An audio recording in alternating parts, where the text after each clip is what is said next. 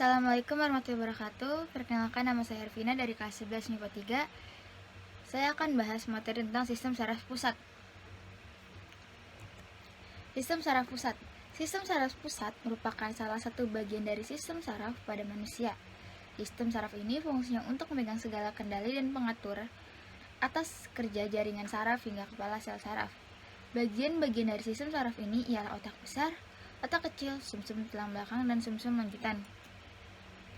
Pada sistem saraf pusat ini juga terdapat sebuah jembatan faral yang telah tersusun atas serabut saraf yang dapat menghubungkan antara otak kecil bagian kiri dengan otak kecil bagian kanan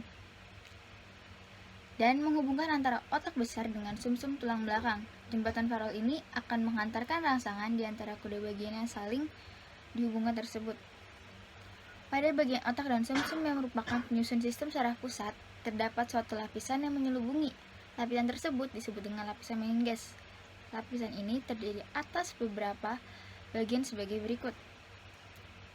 Lapisan yang terdapat di sistem saraf pusat. Yang pertama ada durameter, selaput yang terletak pada bagian paling luar dari otak dan melekat pada bagian tengkorak bagian dalam. Kedua ada arachnoid, lapisan yang berbentuk seperti sarang laba-laba yang menyelubungi bagian otak dan sumsum. Selanjutnya ada piameter, lapisan yang terdapat pada bagian dalam lapisan meninges. Lapisan ini merupakan bagian yang sangat tipis dan mengandung banyak sel darah merah. Selanjutnya ruang subarachnoid, ruangan yang berisi cairan yang berguna untuk melindungi otak. Cairan tersebut sebagai cairan cerebrospinal yang nantinya akan melindungi sistem saraf pusat dari goncangan dan bisa menyerasikan semua tekanan otak.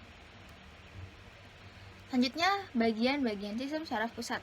Yang pertama ada otak besar, merupakan bagian dari sistem saraf yang mengandung cairan cerebrospinal yang berada di sekelilingnya, yang berguna untuk memberikan makanan otak dan dapat melindunginya dari goncangan.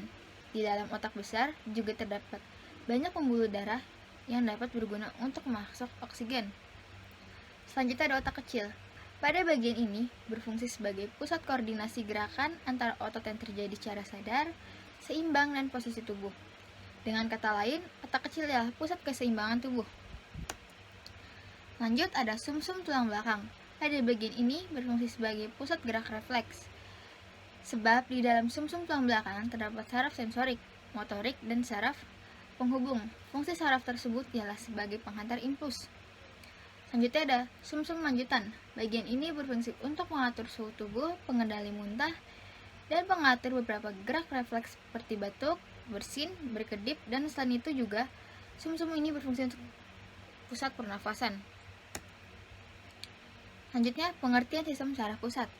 Sistem saraf pusat adalah bagian dari sistem saraf yang mengkoordinasi kegiatan dari semua bagian tubuh hewan bilaterian, yaitu semua hewan multiseluler kecuali simetris radial spons dan binatang seperti ubur-ubur.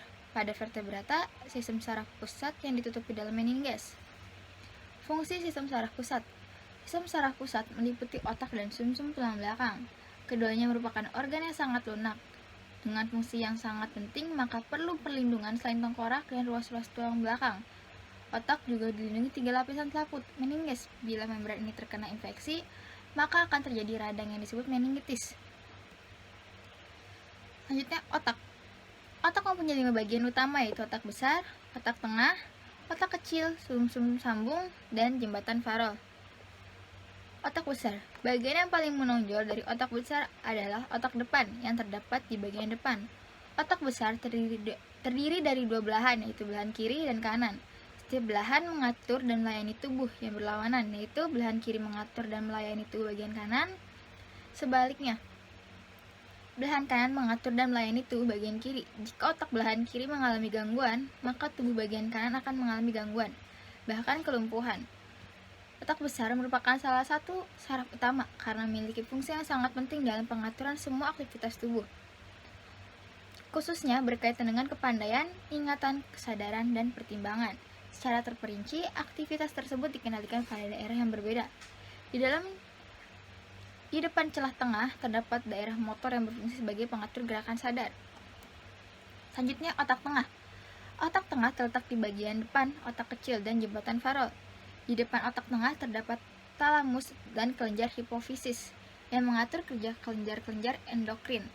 Bagian atas otak tengah merupakan lobus opticus yang mengatur refleks mata seperti penyemitan pupil mata dan juga merupakan pusat pendengaran. Otak tengah manusia cukup kecil dan tidak mencolok. Terletak di depan otak kecil dan jembatan Farol, bagian terbesar dari otak tengah pada sebagian besar vertebrata adalah lobus opticus yang ukurannya berbeda-beda. Pada mamalia,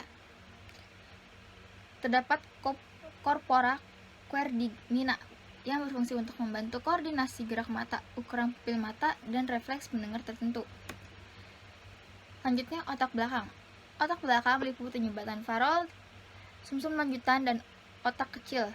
Ketiga bagian ini membentuk batang otak. Lalu, jembatan Farol. Jembatan Farol berisi serabut saraf yang menghubungkan lobus kiri dan kanan otak kecil serta menghubungkan otak kecil dengan konteks otak besar. Lanjut, sumsum lanjutan. Sumsum lanjutan atau medula oblongata membentuk bagian bawah batang otak serta menghubungkan pons faroli dengan sumsum tulang belakang. Sumsum lanjutan berperan sebagai pusat mengatur pernapasan dengan cara meneruskan impuls saraf yang merangsang otot antara tulang rusuk dan diafragma. Selain itu juga berperan sebagai pusat pengatur refleks fisiologi seperti detak jantung, tekanan udara, suhu tubuh, pelebaran atau penyempitan pembuluh darah, gerak alat pencernaan, dan sekresi kelenjar pencernaan. Lanjut, otak kecil merupakan bagian terbesar dari otak belakang. Otak kecil ini terletak di bawah lobus occipital cerebrum. Otak kecil terdiri atas dua belahan dan permukaannya berlekuk-lekuk. Fungsi otak kecil adalah untuk mengatur sikap atau posisi tubuh, keseimbangan, dan koordinasi gerakan otot yang terjadi secara sadar. Jika terjadi cedera pada otak kecil dapat mengakibatkan gangguan pada sikap dan koordinasi gerakan otot. Selanjutnya, sumsum tulang belakang. Pada penampang melintang sumsum tulang belakang, tampak bagian luar berwarna putih, sedangkan bagian dalam berbentuk kupu-kupu dan berwarna kelabu.